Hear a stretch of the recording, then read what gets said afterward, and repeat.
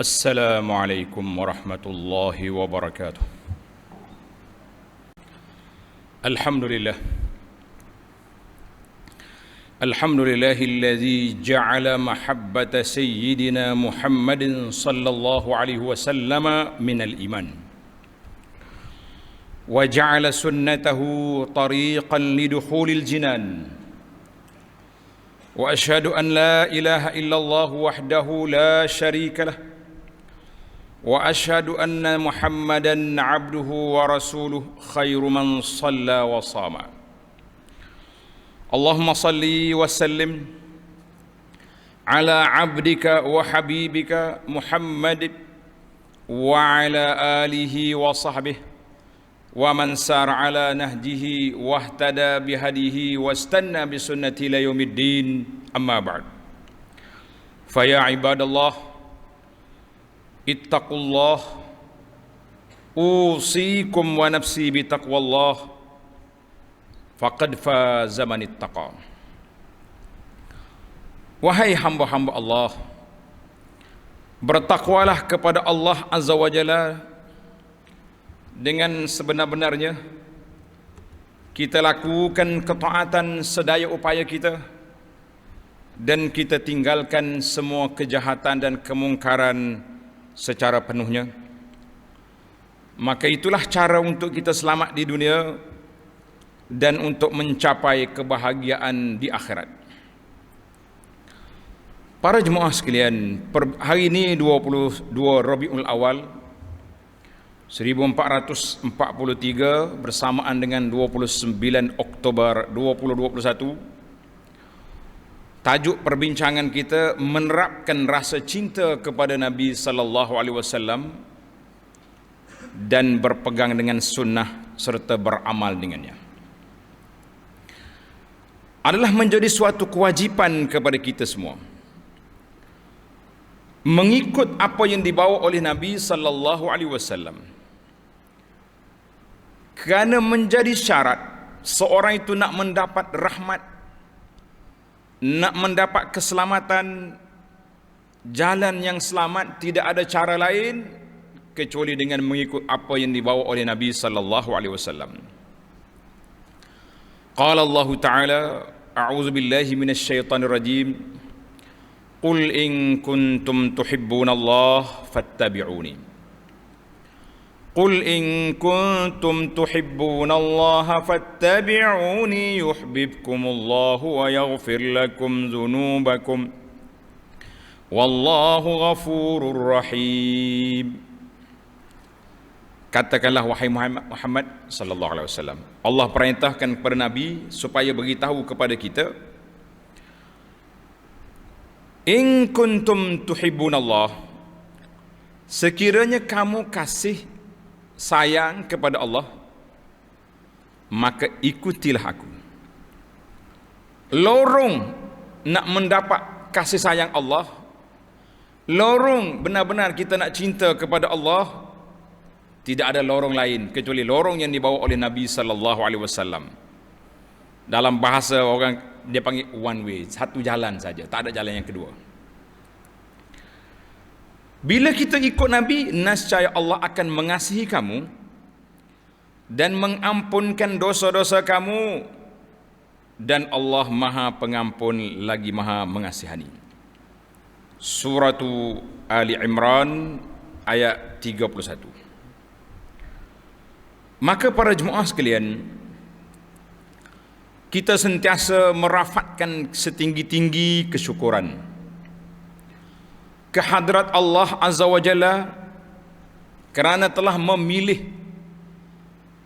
untuk umat ini Rasulnya Muhammad bin Abdullah bin Abdul Muttalib sallallahu alaihi wasallam. Kemudian Allah pilih kita di kalangan ramai-ramai banyak manusia atas dunia ini. Allah keluarkan kita di bawah skop umat Muhammad sallallahu alaihi wasallam. Yang ketiga, Allah pilih kita menjadi umat yang patuh dan setia, berpegang dengan sunnah Nabi sallallahu alaihi wasallam di dalam akidahnya, di dalam ibadahnya, di dalam muamalah, dan di dalam akhlak, semua urusan kita berdasarkan kepada Nabi sallallahu alaihi wasallam. Maka kita mengambil peluang kempen para jemaah sekalian kembali kepada sunnah. Tak tunjukkan bukti tanda cinta kita kepada Rasulullah sallallahu alaihi wasallam dengan mengikuti sunnah. Tak cukup sekadar tulis spanduk banner besar-besar salam Maulidin Rasul, berlarak 3 kilometer, orang azan Zuhur tak pergi semaya. Kita kata ajaib wallah. Cinta spanduk ke cinta Nabi? Cinta Nabi, kenapa muazzin panggil awak dengan nama Allah, asyhadu an la ilaha illallah wa asyhadu anna Muhammadar Rasulullah, tak pergi? Hadza amrun ajib. Ini benda ajaib. Karena itulah kita mesti mengenali Rasulullah sallallahu alaihi wasallam. Dengan mengenali peribadi Nabi, dia panggil syama'ilun Nabi sallallahu alaihi wasallam, rupanya khalqan wa khuluqan. Sifat kejadian dia kita kena comel Nabi. Khuluqan, akhlak Nabi kita tahu untuk kita ikuti. Ibadatan, aqidatan wa ibadatan wa syariatan, semua perkara kita kena ikut Nabi sallallahu alaihi wasallam. Maka kerana itulah para jemaah sekalian, menjadi kewajipan kepada kita mengenali Rasulullah dengan peribadinya dan sunnahnya. Ada hadis yang diriwayat daripada Sayyidina Ali radhiyallahu anhu, mengatakan addibu auladakum ala thalasi khisal. Didiklah anak-anak kamu 3 perkara. Hubbi nabiyikum, mencintai Nabi sallallahu alaihi wasallam dengan peribadinya, dengan ajarannya. Jangan cinta Nabi juga tulis nama besar-besar Muhammad sallallahu alaihi wasallam. Macam-macam acara kita buat, tapi sunnah Nabi tidak besar lah. Wa hubbi ali baitihi, dan kita sayang kepada semua keluarga Nabi, sayang kepada isteri-isterinya, sayang kepada anaknya, sayang kepada keturunan Nabi sallallahu alaihi wasallamnya. Wa qiraatil Quran, dan juga baca Quran. Maknanya dua-dua ni kena sayang. Sunnah, Al-Quran dan sunnah berpisah tiada. Hadis ini riwayat At-Tabarani, kata ulama muhakkik kata marfu' dhaif. Kalau kita angkatkan Nabi, sanad dia lemah. Sepatutnya panel khutbah nyatakan rawahu At-Tabarani bisanadin dhaif, supaya imam-imam di kampung boleh menilai. Tapi makna dia jelaslah, sayang ke Nabi, sayang ke Allah, menjadi kewajipan kepada kita. Para jemaah sekalian, Nabi sallallahu alaihi wasallam sudah kita kenali. Namanya sudah dikenali daripada kita budak lagi hafal nama apa Nabi? Muhammad sallallahu alaihi wasallam. Tak tahulah berapa lapis kita boleh pergi. Sakat Muhammad bin Abdullah, saya kata tak tukar lagi. Bin Abdul Muttalib. Lepas pada tu dia kata, ustaz jangan duk tanya banyak lah, dah orang jawab 2, 3 jadilah tu kan. Gelaran dia Al-Amin, orang yang sangat dipercayai. Quraisy telah meletakkan Nabi di bawah title Al-Amin, orang yang dipercayai. Allah Subhanahu wa taala letak Nabi disayangi oleh Quraisy daripada kelahirannya sampai umurnya 40 tahun. Nabi lahir dalam keadaan yatim. Dia masih dalam kandungan ibu, bapaknya Abdullah telah meninggal. Dalam kitab Fiqhus Sunnah, Fiqhus Sirah, menyatakan apakah hikmah, kenapa Allah pilih Nabi lahir sebagai anak yatim. Nak nanya dia, lah, kerana tulis yang pertama, Allah ingin membebaskannya daripada tangan-tangan yang memanjainya. Dia mati tak ada ayah, bapa sudah tidak ada, dan tidak ada orang yang memberi kemewahan kepadanya dengan wang, harta kekayaan. Jadilah dia yatim. Kalau kita nak kata itu satulah daripada sebab, tapi Tok nenek dia bukan orang kecil. Abdul Muttalib, penguasa Mekah. Abu Talib yang jaga dia lepas pada tok dia tak ada pun, orang hebat. Kalau kita sekarang ni boleh kata bertaraf menteri kabinet lah dalam kabinet Quraisy tu. Tapi berbezalah orang tak ada ayah secara resmi ni dengan ayah anak yatim.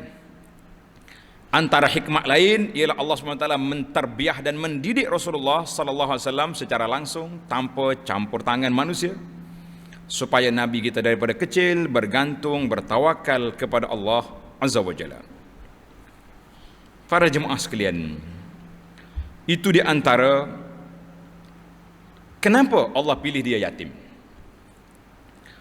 Adapun dari sudut akhlak, dalam kitab Asy-Syifa fi Huquqil Mustafa sallallahu alaihi wasallam telah menyenaraikan kepada kita Nabi seorang yang tabah dan cekal, seorang pemaaf walaupun berupaya membalas, sabar menghadapi segala yang tidak disenanginya. Semakin bertambah gangguan dan penyakit, semakin bertambahlah kesabaran. Sikap orang-orang jahil khianat kepada dia, semakin bertambahnya ketabahan Nabi sallallahu alaihi wasallam. Para jemaah sekalian, dalam siri yang lepas ana telah sebut kepada kita, iaitulah bagaimana Nabi sallallahu alaihi wasallam dengan ketokohannya sebagai seorang yang sangat prihatin kepada umat, kepada keluarga, kepada para jemaah.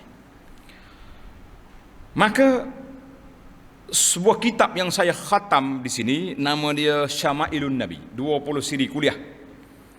Para jemaah boleh ambil dalam YouTube Halaqah Abu Anas Madani, dengar-dengarlah di musim-musim begini, supaya sambil kita berjalan boleh masuk dalam kereta, pasang MP3 dalam kereta kita dengar kuliah tentang Nabi sallallahu alaihi wasallam. Sebuah lagi kitab nama dia Khasaisul Mustafa, ciri-ciri keistimewaan Nabi, juga kita khatam, ada beberapa belah siri kuliah. Mudah-mudahan itu saham kita. Bagi tuan-tuan, ambil dengar. Orang lain telah membaca untuk kita. Alhamdulillah, kita boleh dengar dalam pengembaraan kita, boleh dengar dalam perjalanan kita, di mana tempat yang sesuai dengan kita. Kita kata alhamdulillah dengan nikmat yang ada ini, nikmat alat-alat gadget yang ada ini. Sebenarnya tak ada hujah dah untuk kita kata tak ada masa nak belajar. Dulu kalau nak belajar kena pergi guru di masjid. Sekarang ini nak belajar di mana saja berada. Semalam seorang anak kapal, kelasi kapal, dia kerja kapal, dia kata dia download kuliah kita sini tafsir, siap-siap bila dia belayar atas kapal esok dia dengar aja sehari kuliah tafsir. Kita kata barakallahu fiik, duduk atas kapal, laut bergelora, tak ada internet, dia masih lagi belajar. Kita yang ada peluang tak mau mengaji. Siapa salah? Siapa nak? Kita nak menyalahkan siapa? Syaitan kacau saya, tak mau belajar. Masya Allah. Baiklah para jemaah sekalian, Nabi SAW telah meninggalkan banyak warisan, banyak harta pusaka yang ditinggalkan kepada kita. Walaupun tempoh dakwah Nabi SAW daripada dibangkitkan dulu, tahun yang pertama bi'sah sampai Nabi wafat selama 23 tahun. 13 di Mekah, 10 di Madinah. Kita telah banyak ilmu-ilmu pusaka Nabi. Kita kata Nabi dia tak tinggal harta, dia tinggal ilmu. Satu masa orang duk sibuk dengan jual beli di pasar Madinah. Kelas pengajian di masjid tak apa ramai. Salah seorang daripada sahabat Nabi, Abu Hurairah kalau tak silap saya, dia pergi ke pasar. Tuan-tuan semua, kamu sibuk di sini, orang di masjid sedang membahagikan harta pusaka Nabi sallallahu alaihi wasallam. Oh, ramai yang tinggal. Terus berlari ke masjid, pergi tengok sini, qala Rasulullah sallallahu alaihi wasallam, sini qala Rasulullah, mana ada harta. Dia pergi balik ke pasar, mana ada orang bagi. Yang ada apa? Oh ni orang ni, syekh ni mengajar, sahabat ni mengajar, Ibnu Mas'ud mengajar. Itulah pusaka Nabi. Nabi kata lam yuwarisu dinaran wala dirhaman. Para nabi dia tidak tinggal dinar dan dirham, tapi nabi tinggal warasul ilma, tinggal ilmu. Maka kita yang nak menerima pusaka Nabi sallallahu alaihi wasallam, banyak belajar, banyak mengaji, kerana itulah warisan Nabi sallallahu alaihi wasallam. Kita terbalik. Bila orang buat pameran warisan artefak Nabi, berambak pergi, penuh pernah kata orang. Malam majlis belajar hadis Nabi, berapa orang mari? Rupanya kita lebih suka kepada sunnah artefak daripada sunnah yang ditinggalkan oleh Nabi sallallahu alaihi wasallam. Itulah mentaliti kita. Baik para pelajar sekalian, kerana itulah menjadi kewajipan kepada kita.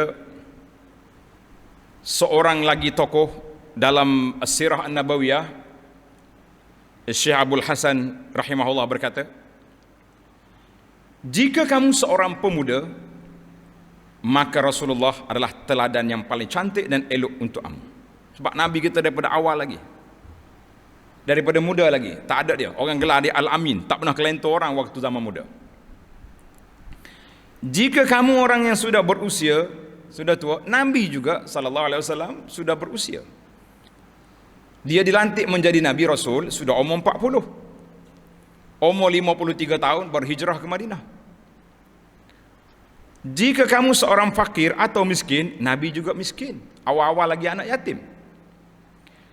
Demikianlah Allah Subhanahu wa taala lantik Nabi sallallahu alaihi wasallam, laqad kana lakum fi rasulillahi uswatun hasanah. Bagi kamu, dia dalam diri Nabi sallallahu alaihi wasallam menjadi uswatun hasanah. Sebagaimana dalam suratul Ahzab ayat 21, laqad kana lakum fi rasulillahi uswatun hasanatun liman kana yarjullaha wal yawmal akhir wa zakarallaha katsira. Sesungguhnya pada diri Rasulullah sallallahu alaihi wasallam terdapat banyak contoh teladan yang baik bagi orang-orang yang mengharapkan Allah dan hari akhirat, serta banyak mengingati Allah azza wa jalla. Maka kalau kita kata kita nak ikut siapa? Jawabnya Nabi. Sudah komprehensif lah sifat-sifat Nabi sallallahu alaihi wasallam itu. Maka sebagai kesimpulan awal ini, bagi orang yang mengenali Rasulullah sallallahu alaihi wasallam akan timbul rasa cinta dan sayang. Di antara tanda cinta kita dah kemukakan di sini 10 tanda. Di antaranya banyaklah berselawat ke atas Nabi sallallahu alaihi wasallam. Kekalkanlah berselawat dengan selawat yang sahih yang diajar oleh Nabi sallallahu alaihi wasallam, kerana tidak ada pertikaian di situ. Selawat-selawat lain banyak masalah. Lafaz-lafaz dia kadang-kadang ada benda yang kita bila terpaksa kena takwil, kena tafsir. Kalau tak takwil jadi ghulu, banyak masalah. Lafaz hak Nabi berkat murni, tidak ada siapa berani pertikaikan. Yang kedua, beriman dengan risalah Nabi sallallahu alaihi wasallam, mengikut dan mematuhi perintah dan suruhannya, jangan sekali-kali menentang syariatnya. Ini kita dah minat sunnah Nabi dalam bab zikir. Dalam bab muamalah, riba ke, rasuah ke, gomo belaka, kita kata la. Kita kena lengkapkan. Yang ketiga adalah kita jadikan Rasulullah sallallahu alaihi wasallam sebagai panduan hidup kita. Itulah yang lengkap, yang sempurna. Barakallahu li wa lakum fil Qur'anil azim wa nafa'ani wa iyyakum bima fihi minal ayati wa dzikril hakim wa taqabbala minni wa minkum tilawatahu innahu was-samiul alim. Aqulu ma tasma'un wa astaghfirullahal azim li wa lakum wa lisairil muslimina wal muslimat al ahya'i minhum wal amwat fastaghfiruh innahu wal ghafurur rahim. Alhamdulillah. Alhamdulillahilladzi hadana lihada wa ma kunna linahtadiya laula an hadanallah. Asyhadu an la ilaha illallah wahdahu la syarika lah. Wa asyhadu anna Muhammadan abduhu wa rasuluh. Allahumma salli wa sallim wa barik ala abdika wa rasulika Muhammad wa ala alihi wa sahbihi wa man sara ala nahjihi wattaba'a hudahu ila yaumiddin, amma ba'd. Fa ya ibadallah, usikum wa nafsi bitaqwallah. Wahai hamba-hamba Allah, bertakwalah kepada Allah azza wa jalla dengan sebaik-baiknya. Bila kita sebut tentang sunnah Nabi sallallahu alaihi wasallam, tuan-tuan kena sedar, sunnah ini adalah merupakan sumber yang kedua di dalam perundangan Islam. Yang pertama Al-Quran, yang kedua sunnah. Yang ketiga Al-Ijma', kemudian yang keempat dia panggil qiyas. Ada setengah ulama katakan Al-Quran dengan sunnah satu sumber. Sebab semuanya mari melalui Nabi sallallahu alaihi wasallam, daripada lafaz daripada Allah dia panggil Quran. Maknanya daripada Allah wahyun yuha, iaitu sunnah. Maka kita kena faham tentang sunnah ini. Kita jangan bertukar di antara sunnah dengan sunat. Kalau kata ini perkara sunat, kita boleh tak buat, tak berdosa. Kalau buat dapat pahala, tak buat tak berdosa. Tapi kalau kata sunnah, sunnah ni maknanya satu perkataan, amalan, perbuatan, akuan yang mari daripada Nabi sallallahu alaihi wasallam, maka dia jadi sunnah. Sebab itu sekarang ni timbul 2-3 fahaman yang silap. Satu kumpulan dia panggil Quraniyun, orang yang tak nak sunnah. Dia kata sunnah ni manusia, habis nak pakai Quran saja. Ada juga manusia kerah kepala lagu tu. Habis yang kedua, ambil sunnah, tapi dalam masalah-masalah tertentu saja kita boleh pakai sunnah ni. Sebab apa? Dia kata sunnah pun, yang meriwayatkan sunnah itu manusia. Boleh jadi dia lupa, boleh jadi dia bohong, boleh jadi dia tipu. Habis kita nak pakai apa? Kita terus direct kepada mimpi. Daripada tuan guru ni, dia mimpi direct ke Nabi, jadi tak ada rawi tengah-tengah jalan tu. Kita kata ini satu pahaman yang meruntuhkan institusi ilmu hadis, diruntuhkan oleh manusia ini. Sebab apa? Dia tak nak pakai lagi hadis-hadis. Dalam Bukhari pun orang juga. Habis mimpi, oh itu yang betul. Ini kepahaman ini berbahaya. Kita nampak macam relax je, tapi tak relax sebenarnya. Dia berbahaya sebab daripada sinilah timbulnya amalan yang pelik-pelik. Ni kita tengok macam-macam bentuk zikir orang tunjuk. Melompat ada, cabut tudung, cabut kain pun ada melompat. Sebab apa? Sebab dia sudah jumpa zikir ini sudah diijazahkan oleh Nabi sendiri sallallahu alaihi wasallam dalam mimpi. Satu kumpulan lagi bukan dalam mimpi. Nabi keluar dari kubur, holor tangan bersalam dengan dia, bagi ijazah. Kita kata itu lagi dahsyat. Itu masalah isu yaqazah. Tuan-tuan mungkin dengar satu masa dulu yaqazah, sehinggalah satu pertubuhan besar yang di Malaysia ini telah diharamkan oleh kerajaan Malaysia sebab isu Nabi kita keluar dari kubur bagi yaqazah. Tuan-tuan para jemaah sekalian, mana bila kita kata sunnah itu hujah, bila kita kata ini hadis daripada Nabi sallallahu alaihi wasallam yang sabitah, yang sahih, maka kita kena beramal dengan dia sebagaimana perintah Allah dalam Al-Quran suratul Hasyri, wa ma atakumur rasulu fakhuzuh wa ma nahakum anhu fantahu. Apa-apa yang dibawa oleh Nabi, ambil. Apa yang dilarang, tinggalkanlah. Maka itu hujah. Suratul Hasyri ayat 7. Ini dalil bahawa sunnah itu hujah. Dan ayat yang pertama saya baca tadi, qul in kuntum tuhibbunallah fattabi'uni. Yang peliknya, puak-puak Quraniyun, dia kata nak ikut Quran. Quran suruh ikut Nabi, dia tak mau ikut. Dalam bahasa orang kata, engkau nak ikut siapa sebenarnya? Quran pun tak ikut, buah yang nak ikut Quran, tapi sebenarnya dia tak ikut. Jawab dia, kalau tak ikut Quran, ikut syaitan lah. Itu yang lebih mudah kita nak jawab. Jadi ada 3 kumpulan yang kata ikut Quran saja, kumpulan yang tak mau ikut jalur-jalur rawi ni, kumpulan yang ketiga langsung terus jumpa Nabi, dan satu lagi kumpulan yang ketiga, yang kedua tadi boleh kembar. Yang ketiga puak-puak Syiah yang meruntuhkan institusi hadis apabila mengkafirkan para sahabat. Dikata sahabat semua ni jahat. Jadi kalau sahabat semua tak baik, tinggal beberapa orang je, bagaimana kita nak dapat sumber hukum daripada Sayyidina Abu Bakar tak boleh terima, Umar tak boleh terima, Osman tak boleh terima, Ali je boleh terima. Itu dia panggil puak Syiah. Jadi hati-hati tuan-tuan dengan perangkap-perangkap syaitan. Kita jangan mudah-mudah dengan, kerana itulah memahami sunnah Nabi sebagai sumber hukum adalah suatu kewajipan bagi umat. Mudah-mudahan ada satu khutbah khas yang kita akan sampaikan dalam tajuk ini insya-Allah pada hari Jumaat. Dan hari-hari yang lain sentiasalah kita berselawat ke atas Nabi sallallahu alaihi wasallam, kerana perintah Allah dalam Al-Quran, innallaha wa malaikatahu yusalluna 'alan nabiy ya ayyuhalladzina amanu sallu 'alaihi wa sallimu taslima. Allahumma salli ala Muhammad wa ala ali Muhammad kama sallaita ala Ibrahim wa ala ali Ibrahim wa barik ala Muhammad wa ala ali Muhammad kama barakta ala Ibrahim wa ala ali Ibrahim fil alamin innaka Hamidum Majid. Allahumma ighfir lil mu'minina wal mu'minat wal muslimina wal muslimat al ahya'i minhum wal amwat innaka sami'un qaribun mujibud da'awat. Allahumma alli baina qulubil muslimin wa aslih zata bainihim wansurhum ala aduwwika wa aduwwihim. Ya Allah, ya Tuhan kami, berilah kepada kami keselamatan di dunia dan di akhirat, serta satukanlah hati umat Islam di atas landasan membela syariat Engkau, mengikut sunnah Nabi-Mu, ya Rabbal Alamin. Berilah kepahaman kepada umat ini mencintai sunnah Nabi sallallahu alaihi wasallam, jauh daripada perkara bid'ah dan khurafat, jauh daripada khuza'balat, perkara-perkara yang tidak baik yang menyeleweng daripada sunnah Nabi sallallahu alaihi wasallam.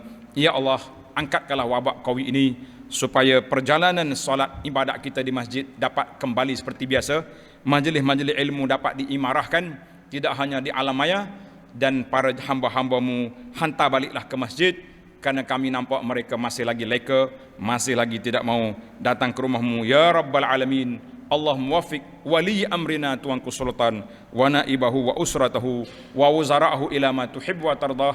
Allahumma hayyi' lahumul bitanatas salihah allati tadulluhum 'alal khairi wa tu'inuhum 'alaihi ya Rabbal Alamin. Allahumma sur ikhwanal muslimin al mustad'afina fi kulli makan.